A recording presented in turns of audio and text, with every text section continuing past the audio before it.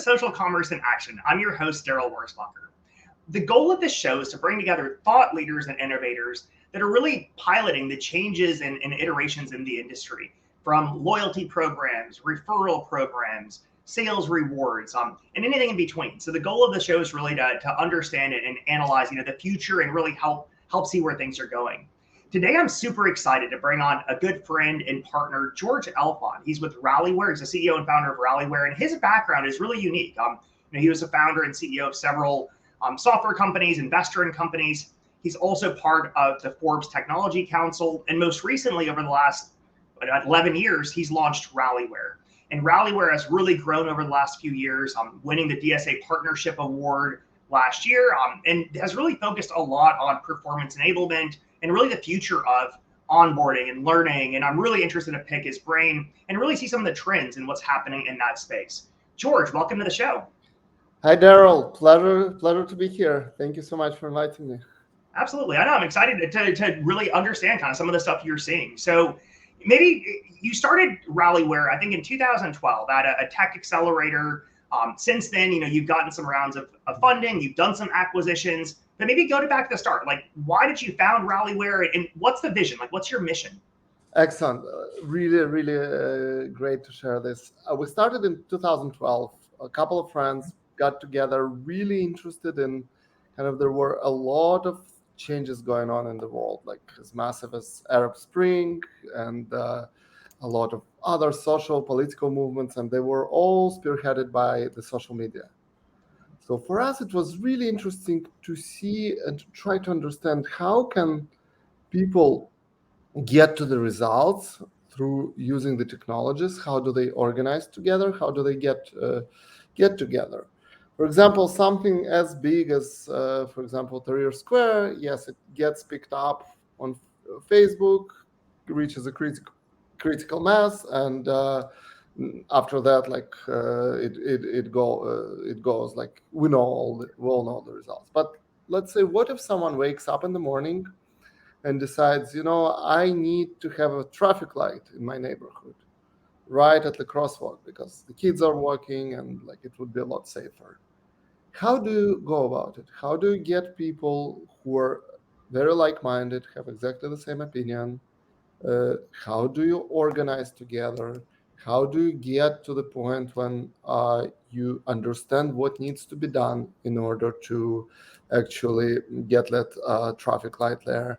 How do you maybe understand when you need to change the course of action?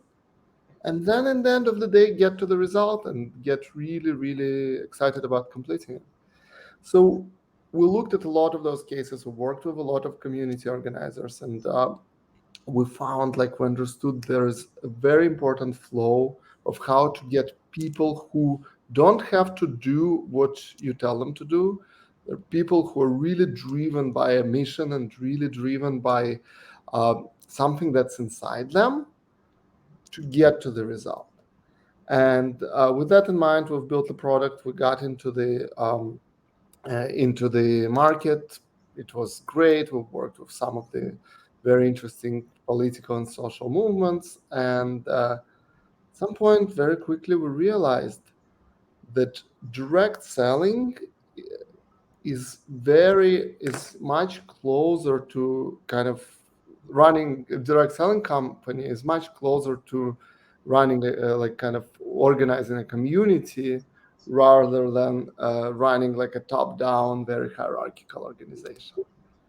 And with that realization, we started talking to direct selling companies and got into the market. We were lucky to persuade great partners early on to start pilots with little company that we were back in the day, and they got tremendous results, and we've been able to grow quite a bit within the market and to grow our product and to add quite a few offerings to understand that all collectively it's called performance enablement. We coined that term and really move forward by bringing the results. But in the essence, in the heart of it is that vision of how do you get people that don't have to do what you tell them to do? How do you get them to do things? How do you uncover that intrinsic motivation? how do you actually get them starting, like committing by a little bit, little by little. All of a sudden they uncover the intrinsic motivation and they're actually doing a lot and they're super happy about it. They always know their next step and they always know what to do. So that's kind of how the journey began. The vision is like our mission in general is get every member of any distributed group in the in the community to feel connected, engaged, and valued within that larger overarching structure. Like whoever it is, whether it's a direct selling company, whether it's a social political movement, large chain of retail stores, or any other type of business or program, that's where we get people aligned uh, to the overall community structure. So that's a great kind of intro and segue. Then when you think about the direct selling space, that's been the conversation for since I've been in the industry over 20 years ago. It's a volunteer army. You're trying to get people motivated, and it's that volunteer and getting people that purpose. When you work with companies, like how do you? Because there's that innate purpose, I guess, of like earning money, right? Making money but bigger than that, right? I assume there's more that you work with companies to help establish. Like, how do you help companies to kind of get to that purpose and make some, like, what's your thoughts there? And maybe some of the companies that do it well, what are things you've seen with that kind of differentiate there? Yeah, no, absolutely. Like the first and foremost is understanding, like I think of ourselves, like, yes, we're a technology company. And of course, we live and breathe by all the right rules of being like a really true software technology business. But first and foremost, what we're doing is we're solving the problems for the business. We're not throwing the technology to the businesses. We're actually figuring out what their pains are and what their problems are, and then we come up with a solution together. It's a two-way street. We come up with a solution, and then the technology involves scaling that solution to the field that has tens or hundreds or thousands of people, or even millions. That happens very often with us right now. And in understanding that solution, the first and most important part of it is, what do you want to improve? What are the metrics of success? That's how we start every conversation with every new customer.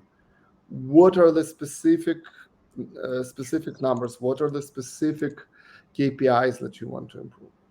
And based on those, and where are they right now? How are you measuring them? And where do you want to get with them?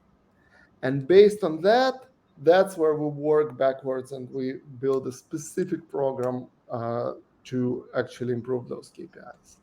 Yes, over the years, the product has become a lot more beautiful. Yes, it's of course it's mobile first, as it has to be in this day and age.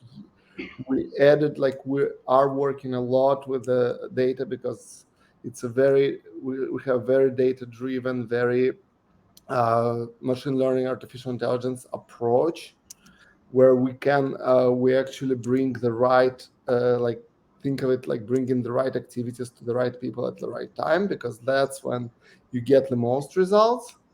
But the essence of it is not how you do it, it's more what needs to be done and what you need to figure out and how do you need to get to the right place. It totally makes sense. So when you work with company, are there certain kind of common things that companies are looking towards, right? Like, are there certain like things that when you start working with a company, there's, every time or a lot of the times you discover, hey, it really needs to be these 3 or 4 KPIs or certain things that will really move the needle. Like, how do you look at that? And are there lessons you could share that would apply to anybody in the space that's really looking to drive that kind of activity? Yeah, absolutely. The KPIs generally fall into 3 buckets here. People are looking into better sales productivity, whatever shape or form it takes. It could be some are looking at increasing the average order size. Others are looking to increasing the number of orders. Others are looking to kind of a specific time frame for someone to spend a specific amount. So that, like, it's those indications that make someone, like when someone especially is onboarding with the company, how to make sure that they're actually committed there right there. Sometimes it could be as simple as basically asking people to post on their social media that they're part of the work with the company at this point. part of the consultant or distributors network. Then the second the second bucket is obviously retention. It's overlooked by a lot of companies just because it's difficult. Retention in the direct selling world is extremely difficult. But we believe that tackling that problem brings, first of all, like if you do it right, if you put the right flows and the right programs in it, it actually becomes a very low hanging fruit because the retention numbers in the industry are so challenging and so low that by putting even the basic structures into this gives you tremendous results. And there's a lot of research done that like 1% increase in retention actually flows into 5% increase into the overall the increase um, in sales productivity. So this is something that needs to be tackled. Third one is recruiting. Recruiting, I would say, in our world, like it's less of a goal, more as a side effect. So when people are actually engaged, when they're really committed, when they're staying with the company, recruiting comes as a result. So we do see always a continuous improvement in the recruiting numbers among the people that that are committed to the company and that do a lot of work with Rallyware, but it's not that we actually make people recruit others, because I don't think, given that we're dealing with a large volunteer army, like I don't think it's the right. Makes sense.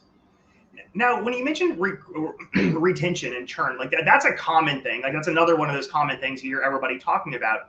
What are some of the things that you do that reduces churn? Like, what are some lessons there? Like, I guess, yeah. How do you see that? Like, how do you see the reduction in churn? And what are some of those lessons? Great question. Really, a few things. First of all, like what it has traditionally been. Basically, someone comes to a meeting or to a party and gets really excited because she sees how other consultants have greatly benefited, have done very well with the company. She's like, yes, I'm absolutely in. She gets the initial starter kit. Like very often it used to be, now it's moving a little bit, but it used to be like a big fat binder, and of course nobody reads big binders. So she would look at a couple of pages, she would make a couple of phone calls to their friends, and she would not be able to explain what she's doing, what she's selling, what she's trying to accomplish. Most likely she'll hear no, no, no, and that excitement fades right away. As the excitement fades, it basically, she decides, yes, this is a great company, but it's not for me. So how do you tackle that? First of all, instead of pushing that binder on a person, doing like step-by-step onboarding, step-by-step instructions, how they can get aligned with the company.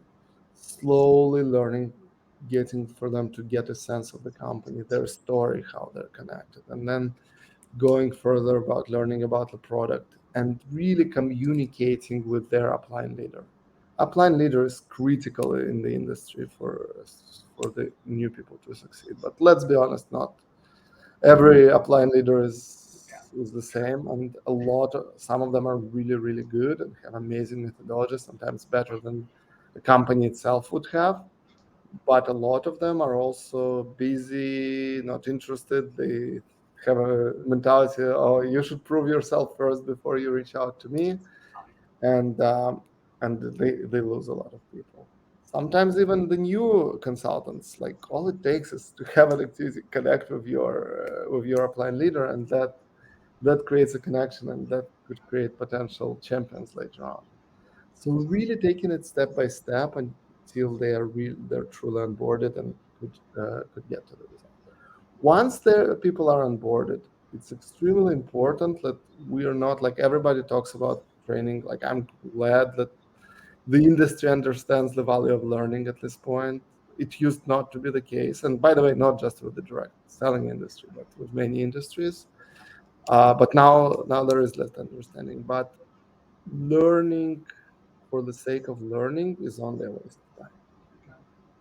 So we believe that learning needs to be done together as a part, like together with the business activities and with the right timing and with the right, like really personal, in a personalized way, where the consultants get the right activities specific to their to their positioning at that point in the company. Like you don't want, there's no one size fits all, and even like when you do all complete this training and then you go to the next one, this just doesn't work. They need to wake up in the morning, open their mobile app, and see exactly what they need to do in this day.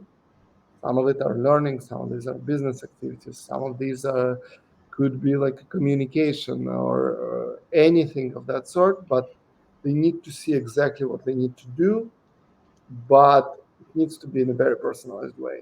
If what I need to do is exactly the same as what my neighbor needs to do, it means that we're just wasting time. No, that totally makes sense. So the way you look at reducing churn and increasing retention is really helping them to be successful. And once they're successful, then it makes everything a lot easier. So that now, absolutely. Mm-hmm. So I've seen over the years, right, like that evolution in learning management and training, right? So if I go back 20 years, like it was, like you said, the binder, and then it was, resources in their back office that they would consume, but it's overwhelming, so nobody does it. And so I've seen that progression, right, from like resources. Then I saw, probably 10 years ago, more and more focus on LMSs, different LMS systems, and now like you're not really an LMS. Like you coin yourself performance enablement. Maybe talk to that journey. Like, did you start with LMS and was that, and then you pivoted more towards, or you started from the start with that vision? Excellent question. So a little bit on the history. Like there used to be like a lot of, like first of all, a lot of it training used to be done offline and in person. Not scalable, really hard to get everyone's attention and so forth. Then they started having those cranky systems that are like really, really hard to navigate with like an hour and 25-minute modules that like everyone does click, click, click, click, click. And that happens on a corporate setting. Like I used to when I was in my early job, like, nobody wanted to do those trainings until like your manager takes a big stick and walks around because he's not going to get his bonus because like enough people didn't complete the training.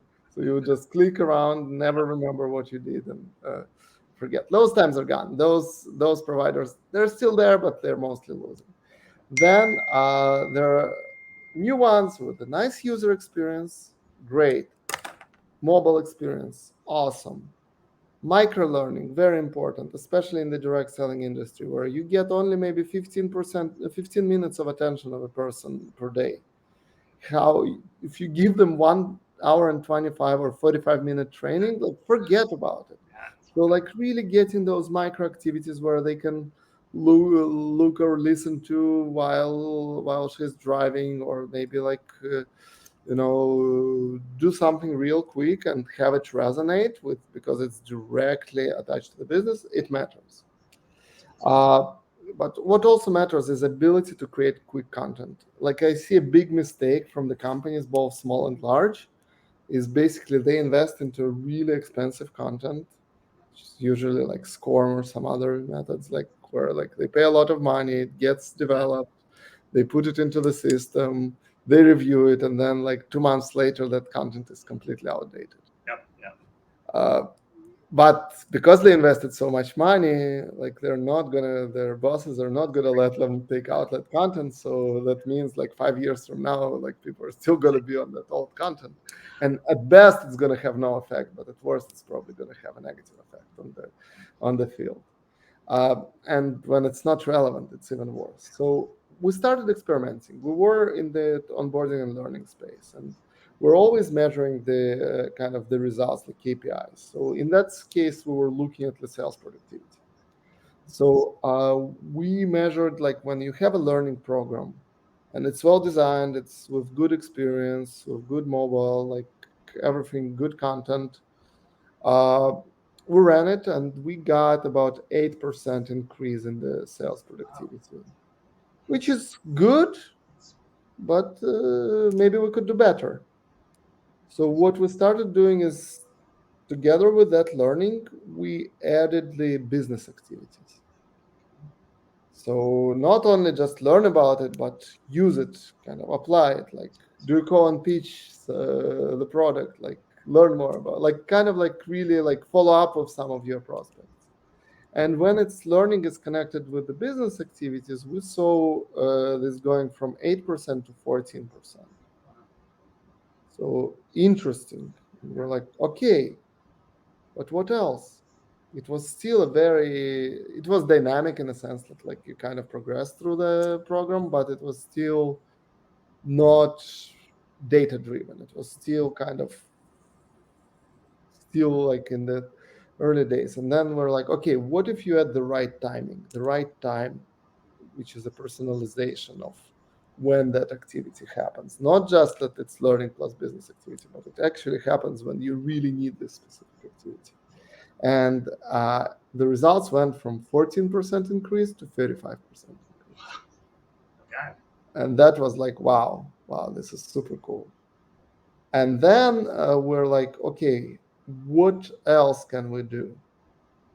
And we're like, let's add social component, like when people can talk, communicate, like maybe spread things in social media, like and do that thing. So learning plus business activities plus the timing plus the social.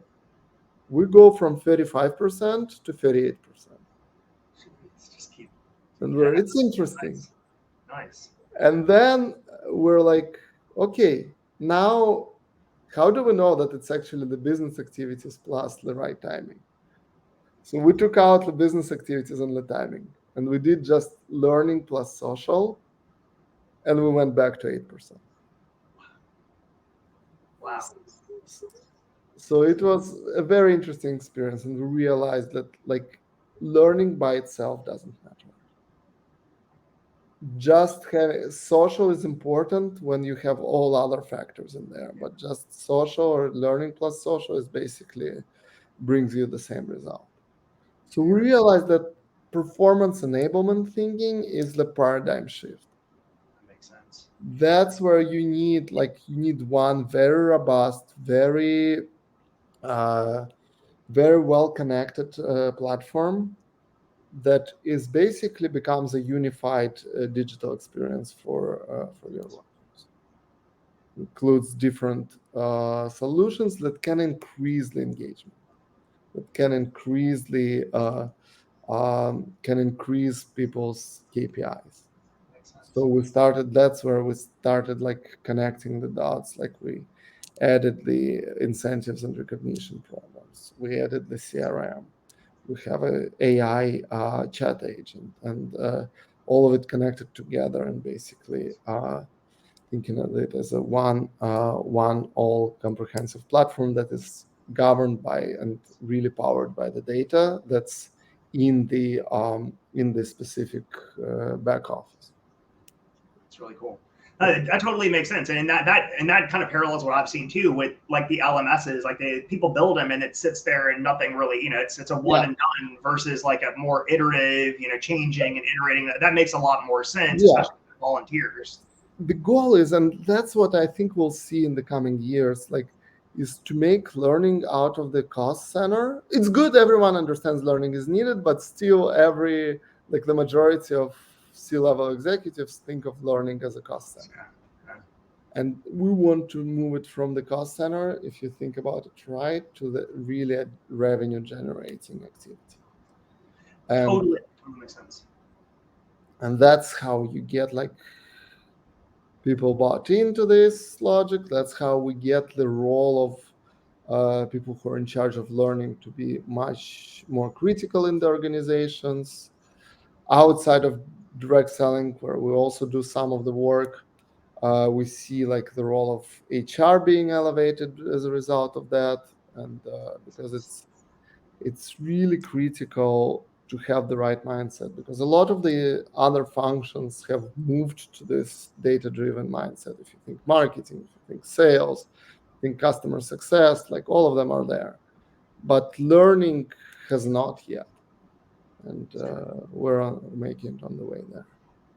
That totally makes sense. I love that. Like that's a great mission and kind of vision behind that. Now, when companies are prioritizing, so one of the common things I hear from companies all the time is, how do you prioritize what to focus on? Because there's only so much time, there's only so much capital, and when you look at like in this space, there's always so many different things, right? There's live video, there's social posting, there's CRM, there's like just whole myriad sampling programs. Like there's so many different things. And when you talk to, how do people prioritize? Like how do you recommend they look at that? I would say extremely important. Like, and this is what we've noticed like about a few years ago, and that's really the problem we're actually working on addressing right now in a big way, because we've realized like people are trying to kind of like pick and choose and just throw a lot of stuff together, and it just doesn't work. A lot of companies, I understand when it happens at a smaller company, but like at even large companies, they don't have a good, robust digital strategy. They don't think of it as an overall kind of system of kind of ecosystem where you connect different tools. It could be with one vendor, it could be with many different vendors. Like no one vendor can solve everything. Like this is a utopia, but like you have to think of it as kind of like how your ecosystem works, how it all connects, and what's your digital strategy. What do you want to achieve for it as a whole, and for each of the elements in that digital strategy together. And we've noticed, like, we understandably see that a lot of companies need help with that, and a lot of companies actually, before they implement anything, they actually need to go through this exercise where they actually see what exactly they need. Now, you've also mentioned, I've seen stuff you've talked about, like as it talks about prioritization, is cost cutting as well. Maybe talk about a little bit as well. Like, what are some of the things you're able to do, and kind of how do you see cost cutting as it relates to some of this technology enablement? Absolutely, yeah. This is a really interesting phenomenon that actually we see more and more being increasingly important this year. Like we've gone through a lot of very prosperous, very good years for the economy and for the industry in particular, and a lot of the technologies, a lot of the tools were accumulated. There was no time to develop the strategy. We just got to throw everything together. So not only they don't all work together, they're also extremely costly. So what we're seeing is that mindset of bringing this unified digital experience, and then kind of like integrating the rest of the solutions into that is that's what makes a lot of sense for the industry. That's what makes a lot of sense for the companies. No, that's all. That totally makes sense, and I can see that as well. As there's high growth, it just whatever, see what sticks, and then as it kind of figure out where things actually should be. So that totally makes sense. So as a cohesive strategy. We have about a minute and a half left, George. Anything else you want to share? Anything that we haven't covered that's kind of meaningful, or things that people really should consider as they're embarking on and really modernizing and developing a great strategy for the future? I think the technology, of course, technology is something that's like we're all going through big parts of digital transformation.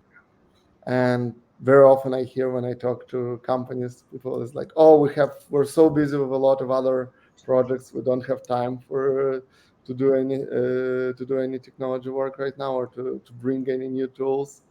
I think it's something that the companies should think a little deeper on, because a lot of those problems are actually the technology, the digital solutions are solving those problems. It's just what needs to be done is those problems need to be very well articulated.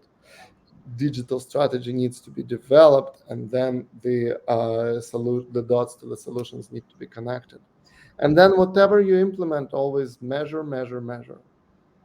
I think it's the biggest mistake that I'm seeing in the market, besides not having any strategy or any plan, is thinking that the technology will do everything for you without you having the solution, or that you can launch it and then just set it and forget it, and it will solve all your problems by itself. It might, but to get the best results, you need to be in it, and you need to be iterating all the time, just as you would without the technology. Yeah, totally makes sense. Great conversation, George. I really appreciate your time and opening up on some of these topics and sharing the history and what you guys are looking at. So yeah, I appreciate the time and thanks for joining the show. Absolutely. Thank you so much, Daryl. Always a pleasure. And it's a great show. So really excited to be on it. Awesome. Well, thanks, George. You guys take care.